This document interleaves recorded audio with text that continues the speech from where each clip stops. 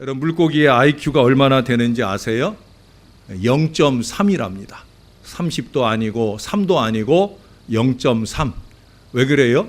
이 물고기가 자기 동료 물고기가 바로 옆에서 낚시에 꿰어가지고 잡혀가는 걸 봐요. 그런데도 또 똑같은 자리에서 입질하고 있거든요. 그것만 아니에요.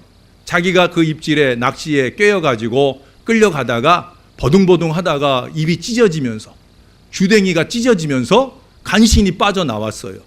그러고 어디 가요? 다시 그 자리에서 또 입질하고 있어요. 그래서 이게 IQ가 0.3이라는 거예요.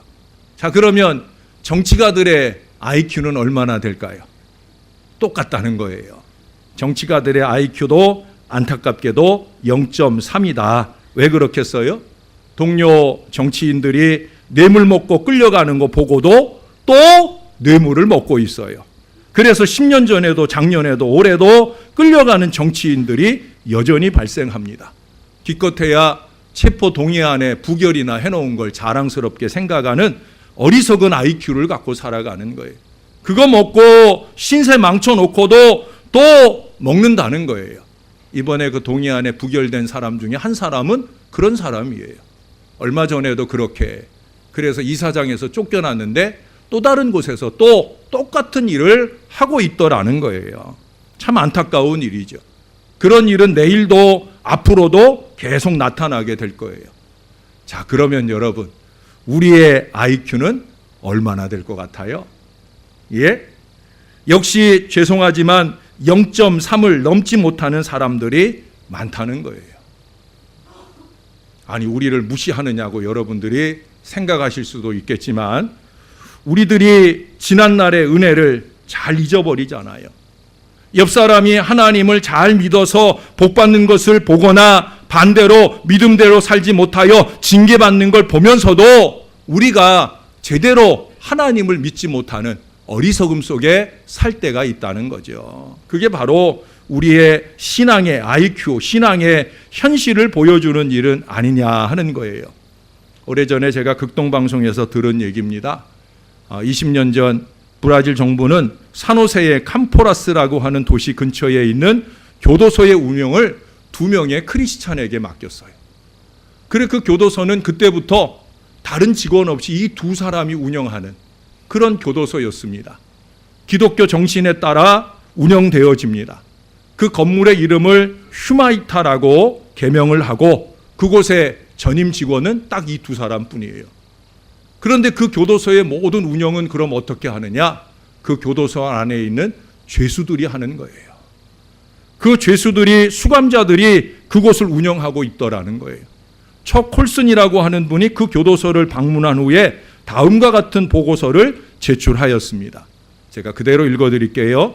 휴마이타를 방문하였을 때 모든 수감자들은 웃고 있었다. 나를 안으로 안내한 사람은 살인죄로 갇힌 사람이었다. 내가 어느 곳을 가든지 죄수들은 평온해 보였다.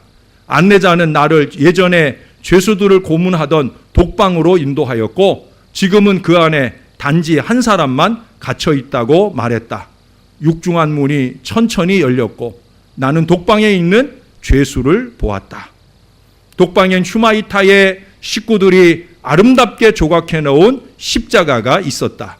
그 교도소의 유일한 죄수인 예수는 그 십자가에 달려 있었다. 그리고 안내자는 조용히 말하였다. 예수님은 우리 모두를 위해 남은 형기를 채우고 계십니다. 참 대단한 신앙 고백이 아닐 수 없다 하는 생각을 했어요. 그리고 제 안에 또 하나 드는 생각은 왜 독방일까?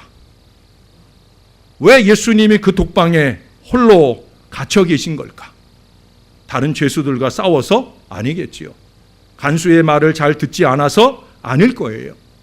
제가 보기에는 죄질이 무거운 가중처벌의 조치가 아닌가 하는 생각을 해요. 우리나라에도 청송감호소라는 곳이 있어요. 제가 제대로 알고 있는 건지 모르지만 그곳에는 전향 의지가 없는 사상범이나 또 절도, 강도 등의 동일한 범죄를 반복한 죄수의 경우 법적 형기를 교도소에서 다 치르고 난 뒤에 이거 사회에 나가봐야 희망적인 기대도 없고 그 상습성, 그 재범의 위험성이 많아 보이는 그런 사람들을 그곳에 수용하고 있다는 거예요. 근본적인 변화가 없는 반복 범죄의 가능성을 근절하겠다라고 하는 의지인 거죠. 그것이 뭐 인권 문제도 있고 헌법에 위배되는 일이다 하는 얘기들도 있지만 어떻든 그런 제도를 우리나라가 하고 있어요. 저는 그래서 우리 예수님께서 지금 독방형을 여전히 겪고 계신 것도 바로 우리들의 그 반복 죄질 때문으로 보게 되어지는 거예요. 회개의 반복만큼 어리석은 일이 없습니다. 왜? 회개라고 하는 것이 뭐라고 그랬습니까? 180도 삶의 변화까지가 바로 회개라고 하는 것인데 그저 눈물이나 콧물 몇 방울 흘린 것으로 회개의 흉내나 내고 회개랍시고 생각하는 어리석음들로 살다 보니까 계속적인 반복 회개를 쉽게 답습하는 한심함 속에 머물러 있게 된다는 거예요. 그래서 우리의 구주 예수님께서 2000년 전에 그 십자가를 여전히 지신 채로 독방신세를 면치 못하고 계신 거예요. 우리 개신교 십자가에는 예수님 상이 없어요.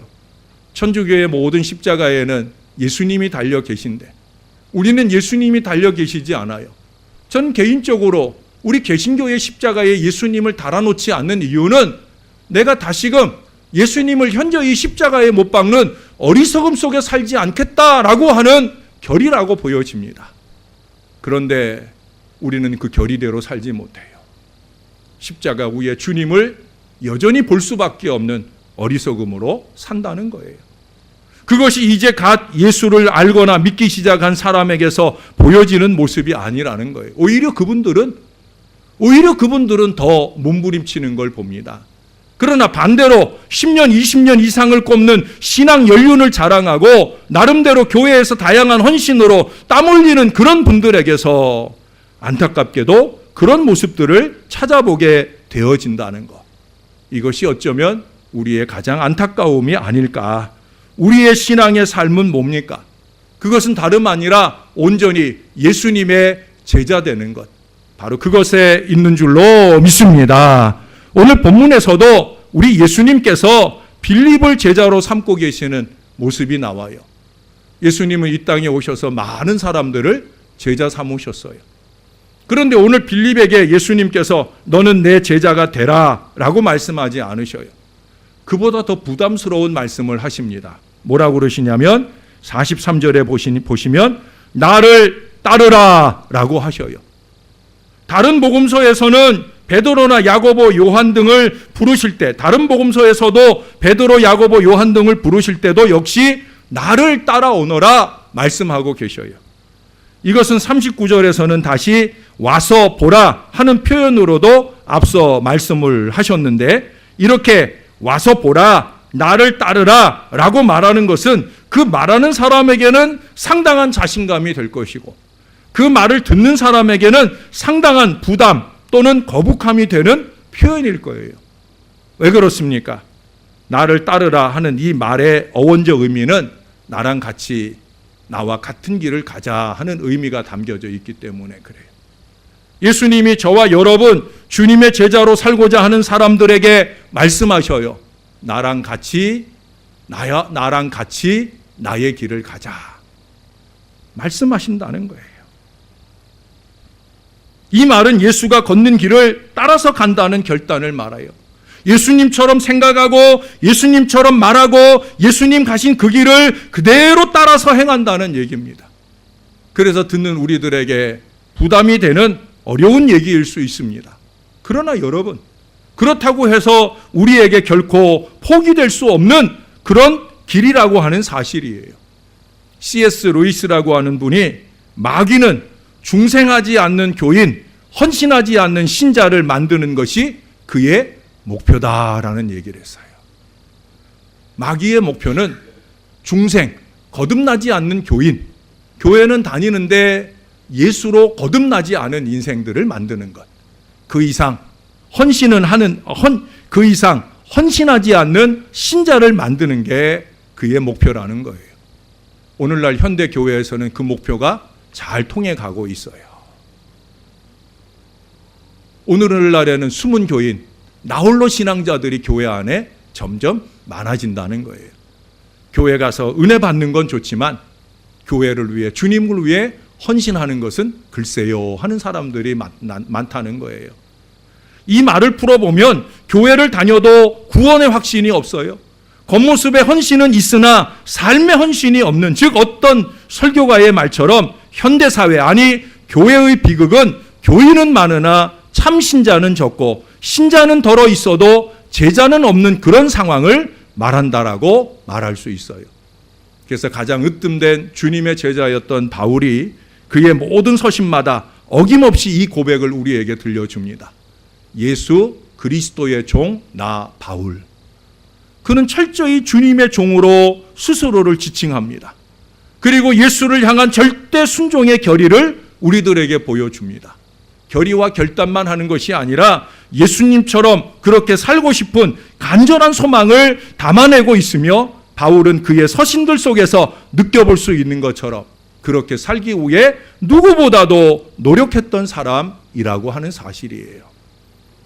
어떤 분이 기독교인이면서도 아직도 예수 그리스도를 온전히 따라가는 제자가 되지 못한 그런 사람들을 몇 가지로 분류를 했어요. 첫째는 달구지 같은 신자가 있다는 거예요. 누군가에 의해서 끌어지거나 밀어지지 않으면 제자리에 멈추어 혼자서는 한 발자국도 움직이지 못하는 그런 교인이 달구지 교인이라는 거예요. 그런 사람들에게는 엔진이 필요하겠죠. 기도가 바로 그 엔진이라는 겁니다. 계속 기도하지 않으면 무기력한 달구지가 되고 마는 거예요. 목사도 그렇고 여러분들도 마찬가지예요. 기도 없는 인생은 제자리에 머물러 있을 수밖에 없습니다. 전진하기 원하시면 기도해야 합니다. 문제는 우리가 기도도 안 하고 달구지 상태에 있다고 하는 사실도 깨닫지 못한다는데 문제가 있는 거죠. 두 번째는 연과 같은 신자가 있다는 거예요. 하늘 높이 곧잘 날고 있는 것 같은데 그 끈 한 가닥, 그것이 딸칵 끊어지는 순간을 만나게 되면 허공 속으로 행방불명이 되어 버린다는 거예요. 교회로 말하면 잠수 타는 교인이 있죠. 한 달도 좋고 몇 달도 좋고 그 끈 끊어진 그런 교회 생활을 하고 있는 사람들이 있더라는 거예요. 다른 어떤 끈에 매여 있어도 그것만 끊기면 미아가 되어 버리고 마는 그런 상황을 보게 됩니다. 여러분, 저와 여러분들이 맺고 살 가장 견고한 끈은 하나님이신 줄로 믿습니다. 하나님 이해의 끈에 집착하다 보면, 그것이 사람이거나 상황이 되어지다 보면 이 날아가 버린 연처럼 되어질 수 있는 그런 상황을 우리는 언제든지 만날 수 있는 거예요. 그래서 예수님께서도 집을 반석 위에 지으라 말씀하셨잖아요. 반석이 뭐예요? 하나님이 반석이고 그 하나님만 견고히 믿는 신앙이 바로 반석이에요. 그 위에 신앙의 기초를 놓는 것이 든든하게 서는 비결인 줄로 믿습니다. 세 번째는 고양이 같은 신자입니다. 머리를 쓰다듬어 주고 토닥거려 주어야만, 그래야만 만족하는 신앙이지요. 뭐 조금만 하면은 목사님 나 칭찬 좀 어떻게 안 해주나 싶어서 내가 이러면서, 이게 고양이 같은 교인이라는 거예요. 물론 누구나 어느 정도 사람에게 그런 습성이 있기는 하지만 적어도 주를 따르는 제자의 수준은 되지 못하는 거예요. 예수님이 바리새인의 누룩을 주의하라 경계하신 말씀도 바로 이겁니다. 성전에서 길에서 인사받기를 즐기던 그 바리새인의 위선과 가장으로서는, 가장의 그 신앙 수준으로서는 예수님의 제자가 될 수 없다는 거예요. 네 번째는 풋볼 같은 교인이 있다는 거예요. 풋볼 아시죠? 미식축구에서 쓰는 타원형의 공입니다. 이 공은 쫙 날아가다가 바닥에 딱 떨어지면 그 다음에 어디로 튈지 알 수 없는 거예요. 날아간 방향으로 정확하게 튀어주면 좋겠는데 안타깝게도 그렇지 않다는 거예요. 기분 내키는 대로 예수 믿고 감정적으로 신앙생활하는 사람들입니다. 그러나 여러분, 예수님은 그러지 않으셨잖아요. 내 뜻대로 마옵시고 아버지의 뜻대로 행하시옵소서. 예수님은 반드시 하나님의 뜻, 그 방향으로 튀셨다라고 하는 거예요. 누가 던지든 어느 방향에서 때리든 예수님의 반동, 예수님의 튀는 방향은 어느 때든지 하나님이었다라고 하는 거예요. 여러분, 저와 여러분도 하나님 뜻대로 그 방향을 향해 잘 뛰는 거룩한 신자가 되기를 바랍니다. 다섯 번째는 크리스마스 트리의 장식등 같은 그런 신자를 말합니다. 성탄절 장식등 기억하시죠? 그대로 켜져 있질 않아요. 꺼졌다 켜졌다 이 일을 반복합니다. 예? 꾸준하지 못하다는 거죠. 강력한 영적 에너지가 부족하다는 거예요. 적극적으로 봉사하고 예배하는 것 같다가도 또 어느 순간에 쉬기도 하고, 밝았다가 어두웠다가, 명랑했다가 화를 냈다가 끊임없이 명암이 전멸되는 그런 신앙의 모습을 보여요. 사실 목회자에게 제일 힘든 사람은 이런 부류의 교인입니다. 번번이 기대를 무너뜨리기도 하고 주기적인 걱정을 끊임없이 안겨주기도 해요. 어쩌면 목사를 기도 속에 긴장하게 해주는 고마운 분들일 수도 있겠지요. 여러분 어떻습니까? 제가 나열한 이 5가지 중 하나가 오늘 우리들의 모습은 아닐 수 있기를 바랍니다. 아니, 현재 이런 신자 중 하나의 모습 가운데 있다면, 그래서 우리 목사님이 저 내용을 쓰실 때 혹시 몇 번째를 쓰실 때는 나를 생각하지는 않으셨을까 하는 생각이 드는 분들이 혹시라도 있다고 하면 여러분 빨리 벗어나야 합니다. 요한계시록 2장 26절은 말씀합니다. 이기는 자와 끝까지 내 일을 지키는 그 사람에게 만국을 다스리는 권세를 주리라. 주님이 권세와 축복을 주는 인생은 누구냐? 이기는 사람. 예? 오늘 우리 장로님께서 절 위해 기도하실 때 어떤 어려움이 와도 잘 이길 수 있도록 참 좋은 축복이 아닐 수 없어요. 이기는 자, 끝까지 주님의 일을 지키는 사람. 우리 주님의 제자는 그런 사람인 줄로 믿습니다. 이 권세를 다 누리는 주님의 제자가 되어야. 그러면 제자라는 말은 도대체 뭘 의미합니까? 첫째로 제자라는 건 배우는 사람을 의미하겠지요. 오늘 제가 시작 기도할 때도 마태복음 11장 28절 이하를 기도했는데 거기 29절에 보면 수고하고 무거운 짐진 모든 자들을 부르시고는 예수님께서 말씀하셔요. 내 멍에를 메고 내게 배우라. 여러분, 제자라고 하는 말이 헬라어로 마데테스라고 합니다. 이 마데테스라고 하는 말은 헬라어 만다노에서 나온 말이에요. 만다노라고 하는 말은 배우는데 설렁설렁 배우는 게 아니에요. 철저하게 배운다라는 의미가 이 만다노라고 하는 말에 담겨져 있어요. 그래, 마데테스의 그 마데라고 하는 말도 여러분 수학을 영어로 뭐라고 그래요? 매스매틱스라고 합니다. 그 매스라고 하는 말과 근본 뿌리가 같아요. 매스라는 게 뭐냐? 결국 수학이라고 하는 게 어떤 공식에 모든 문제들이 다 맞추어져서 풀어지잖아요. 마찬가지예요. 마데테스, 제자라고 하는 것도 스승의 삶에서 정성껏 배우고 익힌 바를 철저하게 삶으로 실천해가는 그런 땀과 노력을 아끼지 않는 사람, 그게 제자라고 하는 거예요. 저와 여러분은 이 하나님의 말씀 속에서 예수님은 어떤 분이다. 끊임없이 배웁니다.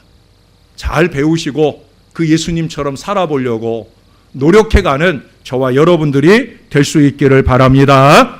두 번째, 제자라고 하면 훈련받는 사람이에요. 영어로 제자를 disciple이라고 합니다. 훈련이라고 하는 영어도 바로 같은 어원을 가진 discipline이라고 하는 말입니다. 훈련받는 게 제자예요. 그래서 고린도전서 9장 25절에서 이기기를 다투는 자마다 모든 일에 절제한다 말합니다. 27절에서는 내가 내 몸을 쳐서 복종하게 한다고 말씀합니다. 철저히 훈련에 집중해서 좋은 제자가 되길 원한다는 거예요. 이제 2주간 중에 월드컵이 시작이 되는데 2002년 월드컵 필승 코리아의 많은 승리를 우리가 경험해 보았어요. 그 승리가 저절로 하늘에서 떨어진 게 아니잖아요. 위대한 히딩크 감독이라 해도 믿고 훈련받는 선수가 없다고 하면 종이 호랑이에 불과했을 거예요. 열심히 이 감독을 믿고 따라주는 그렇게 훈련받을 때 잡념도 이기게 되고 실력의 향상도 이룰 수 있게 되어서 5대빵, 6대빵 전문으로 패배하던 우리나라 선수들이 오히려 승리의 위대한 역사들을 펼쳐 열어 갔잖아요. 훈련의 결과입니다.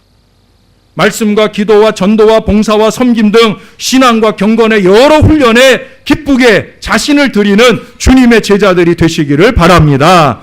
이것이 세속적 시험이나 유혹을 이기는 비결이 되는 거예요. 훈련은 우리에게 승리를, 우리 하나님께는 기쁨과 영광을 올려드리게 될 줄로 믿습니다. 그리고 이제 세 번째, 제일 중요한 제자의 의미는 바로 서두에서도 말씀드린 것처럼 따라가는 사람입니다. 따라서 한번 해보십시다. 제자는 따라가는 사람입니다. 우리는 예수 따라가는 사람입니다. 정말입니까? 정말입니까? 맞아요. 그것은 어떤 상황과 환경의 변화 속에서도 변함없이 따라가는 걸 말하는 거예요. 여러분, 핑계가 많은 사람은 이게 잘 되지 않아요. 잊지 마세요. 두렵고 떨리는 얘기를 여러분에게 한마디 하겠습니다. 주님을 온전히 따르는 일에 너무 많은 핑계로 피해 다니다가 우리 생에 마치는 날 천국 비자를 발급받아야 하는 그 일에 우리 주님의 핑계를 만날 수도 있어요. 우리가 했던 너무 많은 핑계에 비하면 주님은 딱 한 번 핑계를 대시지만 그 한 번의 핑계가 우리에게는 치명적일 수 있는 상황을 만날 수도 있다는 거예요. 다니엘과 세 친구들은 그래서 사자굴이나 끓는 가마 등의 이 어떤 위협 앞에서도 그 위협을 핑계 삼아 신앙을 감출 수가 없었던 거예요. 왜? 그들 마음속에 선명히 살아있는 하나님을 향한 마음을 놓칠 수 없었기 때문입니다. 요셉을 보시죠. 막강한 주인의 아내의 그 유혹을 저버렸다가는 목이 잘릴 수도 있다 하는 그 핑계를 대며 두 눈을 질끈 감지 않았어요. 비록 고난이 그 앞에 놓이더라도 신앙의 순전을 지켰다는 거예요. 그것이 이 땅에서 애굽의 총리가 되고 자기만 아니라 자기의 가솔들을 다 구원하는 축복의 결과에 이르게 되잖아요. 현재 내 믿음을 여러 핑계와 이유를 무릅쓰고 지켜내는 일은 쉬운 일이 아닙니다. 그러나 그것을 지켜냈을 때 하나님은 반드시 상급을 주신다는 거예요. 요즘 새벽 아침에 우리가 보는 욥도 마찬가지잖아요. 사랑하는 여러분, 핑계가 습관이 되지 않도록 살아야 됩니다. 하나님 보시기에 가소로운 억지 핑계를 만들려 해서도 안 된다는 거예요. 괜히 애꿎은 남편이나 아내를, 자식을, 심지어 직장이나 장막을 여러분 핑계거리로 들먹거리지 마셔요. 여러분의 웬만한 핑계는 훤히 그 속이 다 들여다 보인다니까요. 부족한 종의 눈에도 보이는 일인데 하나님께는 어떻겠습니까? 밝음 속에서나 어두움 속에서나 모든 걸 다 알고 계시는 하나님, 그 하나님 앞에 참 어리석다 보여지는, 우리가 지난주에도 제가 오늘 오후 예배 설교에도 적어 놓았지만 잠언서 14장 8절에서는 말씀하잖아요. 미련한 사람은, 어리석은 사람은 그 어리석음으로 속이는 일을 한다고 그렇게 말씀하잖아요. 그것이 들켰을 때 또 다른 어리석음으로 사단의 미혹된 감정에 빠지게 되는 어리석음을 또 범하게 되는, 이것을 미연에 방지하기 위해서 우리는 핑계를 차단해야 되는 거예요.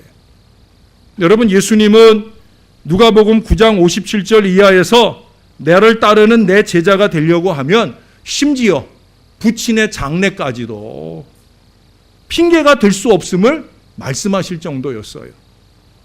누가복음 14장 15절 이하에서는 부자의 혼인잔치 비유에서도 이 점을 분명히 하신 것을 우리가 기억해야 됩니다. 더군다나 어떤 세속적인 습관이나 핑계가 주님의 거룩을 좀먹는 이유가 될 수는 없다는 거예요. 교회는 무언가 다른 걸 가지고 있어야 되잖아요. 신앙은 무언가 다른 모습을 가지고 있어야 되잖아요. 여러분, 오늘 예수님께 부름받은 빌립을 보세요. 그는 곧바로 전도 사명자로 헌신하는 걸 봅니다. 그의 전도 대상자는 나다나엘입니다. 나사렛에서 무슨 선한 것이 날 수 있느냐 하는 이 나다나엘에게 빌립이 담대히 말하죠. 와서 보라. 46절에 그렇게 선포합니다. 저는 이 구절을 볼 때마다 야, 빌립 참 부럽다 하는 생각을 했어요. 왜? 그만큼 자신이 있는 거죠. 자신이 속한 공동체, 그 공동체의 믿음의 대상이신 예수님에 대해서 자신이 있었던 거예요. 그래서 그때는 참 좋았겠다. 왜? 보여줄 예수님께서 그들과 함께 계시기 때문에. 그 당시 내노라 하는 율법교사들이 얼마나 많은 때입니까? 세례 요한을 중심으로 하는 영적 세력도 얼마나 대단한 때입니까? 그런데 그들과 견줄 만한, 아니 그 이상이라고 자부하는 와서 보라 하는 선언으로 예수님께 그 공동체로 초청을 서슴지 않는 일, 이 일은 참으로 대단한 일이요 우리의 부러움이 될 만한 일입니다. 여러분, 교회는 보여줄 그 무엇인가를 가져야 됩니다. 물론 교회는 예수님처럼 물론 먼저는 보여주고 들려줄 만한 목사가, 또한 목사의 설교가 되어야 될 거예요. 제가 참 많이 부족하지만 더 노력하겠습니다. 보여줄 만한 것 없고 들려줄 만한 말씀이 못 되지만 더 노력하겠습니다. 그러나 여러분, 오늘날 교회는 예수님처럼 목사가 전부인 공동체는 아니잖아요. 목사를 보여주는 것, 목사를 통해 들려주는 것은 한계가 있는 거예요. 목사 혼자가 아니라 우리 모두가 보여주는 공동체가 되어야 된다는 거예요. 세상과 다른 세속적인 즐거움보다는 더욱더 만족스러운, 세상 사람들보다 더 따뜻하고 정성된 섬김으로 베풀고 나누는 모범적인 공동체가 되어야 된다는 거예요. 50절 하반절의 말씀처럼 이보다 더 큰 일을 보리라 하는 신령한 영적 세계를 보여주는 교회.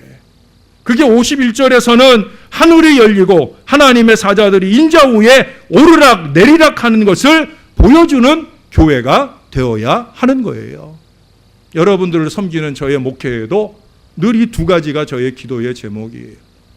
지금도 좋지만, 오늘도 좋지만, 가끔 여러분들 중에 저한테 목사님 오늘 참 행복해요 라고 말할 때 저는 속으로 그 기도를 하나님께 올려드립니다. 하나님, 이보다 더 큰 일을 보여주는 목회가 되게 해주세요. 그러나 그보다 더 중요한 일이 있어요. 그건 뭐예요? 여러분들의 삶에 크고 작은 문제나 어려움을 만났을 때 하나님 하늘을 열어주시고 하나님의 사자가 인자 위에 오르락 내리락 하는 위대한 역사를 우리 성도들이 볼 수 있도록 도와주시옵소서. 이것이 저의 목회적 기도의 소원이 되는 거예요. 그러나 그것은 저만의 소원이어서는 안 되는 거예요. 우리 역시도 함께 붙들고 문제나 고통을 나누며 눈물 어린 기도의 섬김으로 우리의 기도를 가지고 열린 하늘을 오르락 내리락 하시는 하나님의 사자의 역사를 보여주는 기도의 사람들이 되어주시기를 바랍니다. 여기 47절을 보십시다. 47절, 예수님께서 나다나엘에 대해서 이런 말씀을 하셔요. 자, 47절 여러분이 한번 읽어주세요. 시작.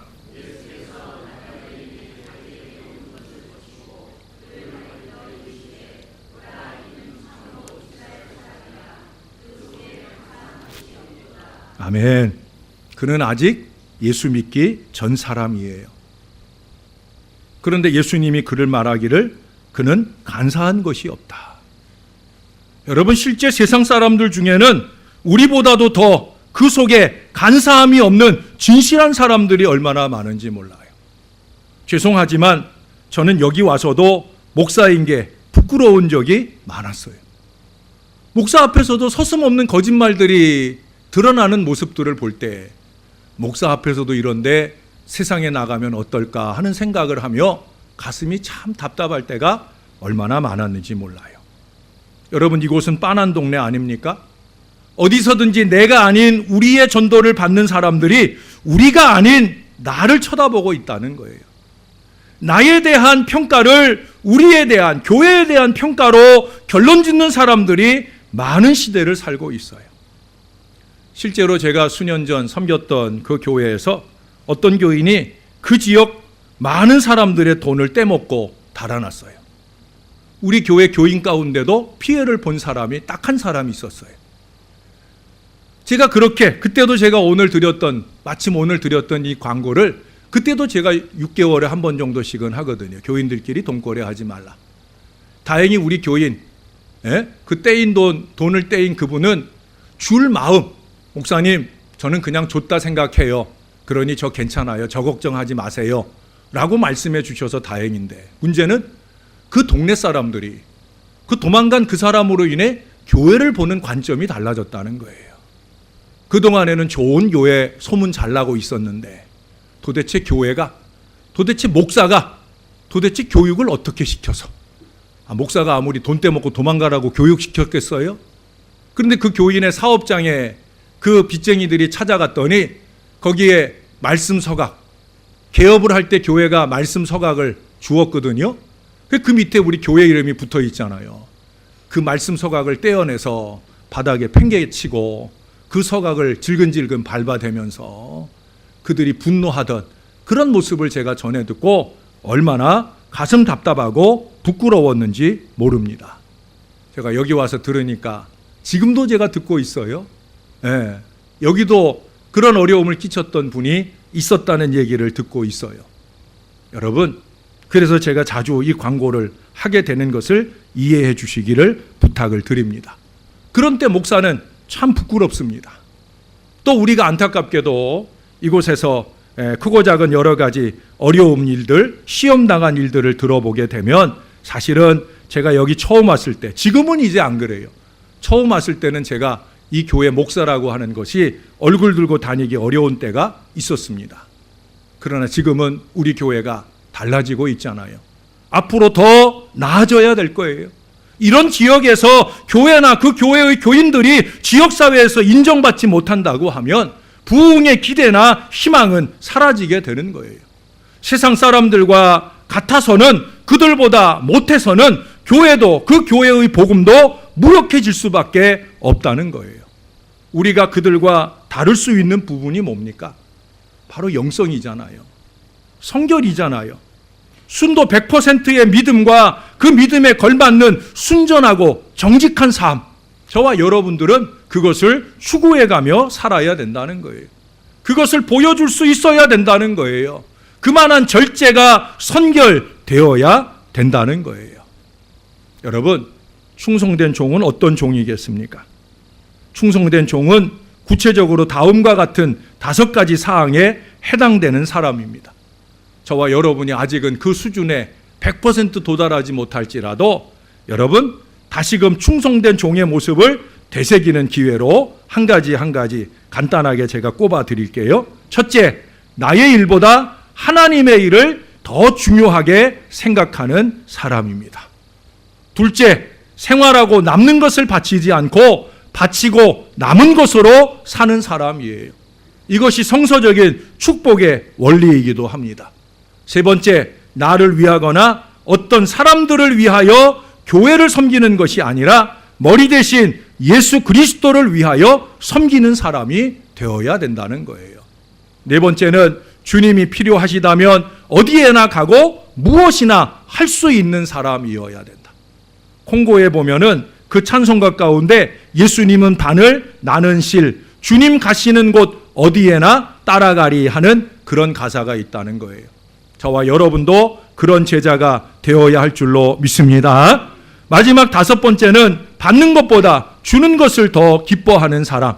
위로받는 것보다 위로해 주기를, 인정받는 것보다 인정해 주기를, 칭찬받는 것보다 칭찬해 주기를, 사랑받는 것보다 사랑해 주기를 더 기뻐하는 사람. 여러분, 이런 사람들에게 주님의 음성이 들려올 거예요. 잘하였도다 착하고 충성된 종아, 내가 작은 일에 충성하였음에 내가 많은 것으로 내게 맡기리니 내 주인의 즐거움에 참여할지어다. 우리 모두가 이런 제자들이 한번 되어볼 수 있기를 바랍니다. 여러분, 너무 편하고 좋은 곳에는 항상 위험이 도사리고 있어요. 그럼에도 불구하고 우리의 시선은 자꾸 그런 곳을 향하고 추구합니다. 오늘 46절에 보니까 나다나엘이 그런 얘기를 하잖아요. 나사렛에서 무슨 선한 것이 날 수 있느냐? 여러분, 그렇게 그가 무시한 그 나사렛에서 예수님께서 자라셨어요. 그 이전 예수님은 베들레헴 말구유에서 탄생하셨어요. 사람들이 생각할 때 보잘것없다고 생각되는 그곳에서 하나님은 위대한 역사를 펼쳐 가셨다라고 하는 거예요. 신월동이라고 하는 지역이 뭐 그렇게 세상에 버젓하게 드러낼 좋은 곳은 아닐런지 모릅니다. 상관없어요. 이 지역이 어떻다 저떻다 우리에겐 큰 의미가 없습니다. 신월제일교회가 가진 외적인 환경이라고 하는 것도 좋다 나쁘다 말할 필요가 없다는 거예요. 나쁘면 나쁜 대로 더 희망이 있지 않겠습니까? 더 좋은 미래에 대한 기대가 있지 않겠습니까? 오늘 50절에 뭐라고 말씀합니까? 이보다 더 큰 일을 보리라. 믿음은 더 큰 일을 보는 힘이 되는 줄로 믿습니다. 믿음이 없어서 장소를 말하고 상황을 말하고 사람을 문제 삼는 것이지, 믿음만 있으면 51절에 말씀하는 하늘이 열리고 하나님의 사자들이 인자 위에 오르락내리락 하는 그 위대한 역사를, 기도의 역사를 보게 될 줄로 믿습니다. 이것이 바로 저와 여러분들의 숙제여야 되는 거예요. 누차 얘기하잖아요. 하나님의 나라는 먹는 것과 마시는 것에 있지 않아요. 성령 안에서, 오직 성령 안에서 의와 평강과 희락이다. 성령 안에서만 교회는 교회의 모든 의도, 평안도, 희락도 추구될 수 있는 거예요. 다른 것은 다 사탄적이 되고 마귀적이 될 수 있지만 성령 안에서, 저나 여러분이 성령 안에서 이 믿음의 마음을 놓치지 않는다고 하면 저와 여러분이 아름다운 하나님의 나라를 온전히 이루기 위해 주 예수를 한결같이 따르는 주님의 제자가 다 될 수 있는 줄로 믿습니다. 이 믿음의 제자 되기를 열망하는 주님의 사람 되시기를 예수님의 이름으로 간절히 축원합니다. 기도하겠습니다. 주님, 거듭남의 믿음의 확신을 가진 건강한 신자 되기를 원합니다. 신자로서만 아니라 주님이 기뻐하시는 온전한 헌신으로 주님께만 영광을 올려드리는 제대로 된 주님의 제자가 되기를 원합니다. 하나님, 나를 따르라 어리석게 말하며 불의한 길을 향해 가는 인생들 되지 말게 하시고, 우리 주님이 보여주시는 주님의 뜻을 따라 한결같은 걸음을 걸어가는 하나님의 제자들이 되게 하여 주옵소서. 제자에게 약속된 이 땅에서와 영원한 세상에서의 은총과 축복의 보장을 마음껏 누릴 수 있는 참 제자들, 우리 신월제일교회가 그렇게 주님의 제자들이 많이 세워지는 은혜로운 제단 되도록 축복해 주시옵소서. 예수님의 이름으로 기도합니다. 아멘.